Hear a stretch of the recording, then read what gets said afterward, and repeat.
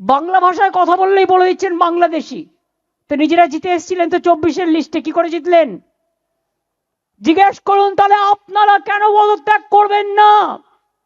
মানুষের কৈফিয়ত চাইবার আগে কেন নিজেরা পদত্যাগ করবেন না? বলছে বাংলায় নাকি রোহিঙ্গা ভক্তি একটাও খুঁজে পাইনি আজ পর্যন্ত।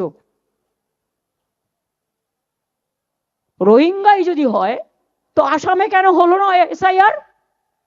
বলুন আপনারা। বাংলাদেশের বর্ডার তো আসাম। রোহিঙ্গারা যায় কোথা থেকে?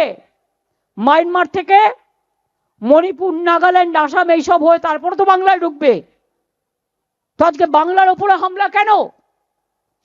বাংলার ওপরে হামলা একটাই উদ্দেশ্যে, ওরা জোর করে মহারাষ্ট্র দখল করেছে, ভোট চুরি করে নির্বাচন কমিশনকে দিয়ে। পরিষ্কার বলছি, নির্বাচন কমিশন আমাকে কি করবে? ঘেচু করবে। ঘেচু মানে কি খুঁজে নিন, আমি নিজেও জানি না।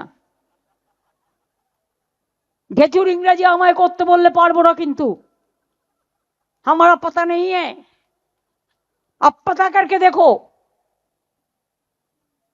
কি করবেন? আগেরবার ইলেকশনে আমার 24 ঘন্টা ক্যাম্পেইন করতে দেয়নি, আপনারা দেখেছেন। আমি গান্ধী মূর্তিতে বসে এঁকেছিলাম, তুমি আমাকে একদিন আটকাবে, আমি 100 দিনের ফসল তুলে নেব। তুমি আমাকে জেলে ভরবে, আমি তোমাকে সারা পৃথিবীতে ভরে দেবো।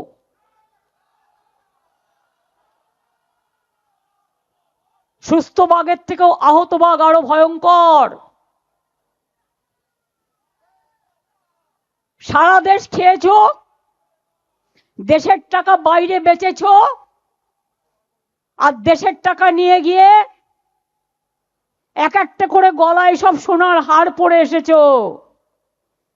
আর দেশে আজকে গ্রামের গরিব লোকের বাড়ির টাকা 4 বছর ধরে বাংলায় দাওনি, রাস্তার টাকা দাওনি, তোমার টাকা নয়। এখন একটাই ট্যাক্স, জিএসটি, তোমরা তুলে নিয়ে যাও, আমাদের ভাগ আমাদের দাও, আমার টাকা আমায় দাও। এটা আমাদের জনগণের টাকা, বাংলার টাকা। 4 বছর ধরে বাংলা আবাস বন্ধ, রাস্তাঘাটের টাকা বন্ধ, জলের টাকা বন্ধ, জীবনের টাকা বন্ধ, সর্বশিক্ষা অভিযানের টাকা বন্ধ, মিড ডে মিলের টাকা বন্ধ। মনে রাখবেন, বসিয়েছে একজনকে ইলেকশন কমিশনে, তিনি কে? হোম মিনিস্টারের কোঅপারেশন ডিপার্টমেন্টের সেক্রেটারি ছিলেন। আমার তাতে আপত্তি নেই, কিন্তু ভ্যানিশ কুমার যদি ভোট ভ্যানিশ করে দেয় তাহলে বলবো না কেন? আপনি কি ম্যাজিশিয়ান?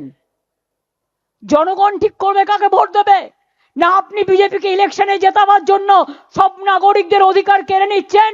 নাগরিকদের অধিকার কেড়ে নিলে আপনার অধিকারও আমরা কেড়ে নেব।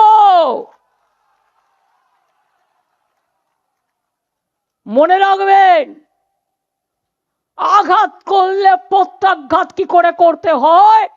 আজ সকাল 8টায় দিল্লির কুয়াশা ঠান্ডার মধ্যে আমাদের এমপিরা প্রতিবাদ করেছে, তাদের চ্যাংদোলা করে অত্যাচার করে টেনে নিয়ে গেছেন, আর এখানে লাল কার্পেট বিছিয়ে পুলিশ আপনাদের মিটিং করায়, কোর্টের পারমিশন নিয়ে আসেন।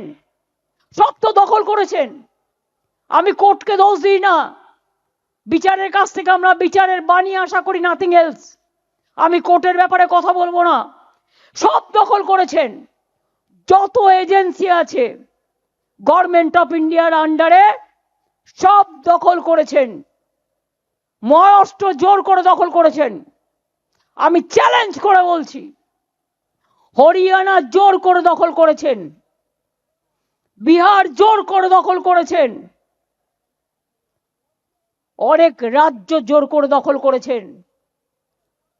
এখন ভাবছেন বাংলা দখল করবেন জোর করে। নামটা শুনলেই বাংলা করে দিচ্ছে হামলা। বাংলা শুনলে আর সহ্য করতে পারছে না। বাংলা ভাষায় কথা বললে উড়িষ্যায় পরিযায়ী শ্রমিককে মারছে, মধ্যপ্রদেশে মারছে, রাজস্থানে মারছে, ইউপিতে মারছে, দিল্লিতে মারছে, গুজরাটে মারছে। কিভাবে আমরা সবাইকে নিয়ে থাকি, সর্বধর্ম সমন্বয়, সর্বধর্ম সর্ববর্ণ সব রাজনীতি। এখানে তো অনেক হিন্দিভাষী লোকেরা আছেন, বলুন তো কোনোদিন আপনাদের উপরে কোনো অত্যাচার হয়েছে? जो हिंदी वैसे आए आप बोलो, दिल से बोलो, प्यार से बोलो, जोर से बोलो अगर हुआ है तो। हम कभी नहीं करता। आप लोग शांति से रहता है तो बंगला में भाषा बात करने से हमारे लोगों को क्यों पूछेगा? এই বিজেপিকে আমরা ভদ্রতা করি, তা না হলে মুখে বলবো না কি করা উচিত আপনারা জানেন।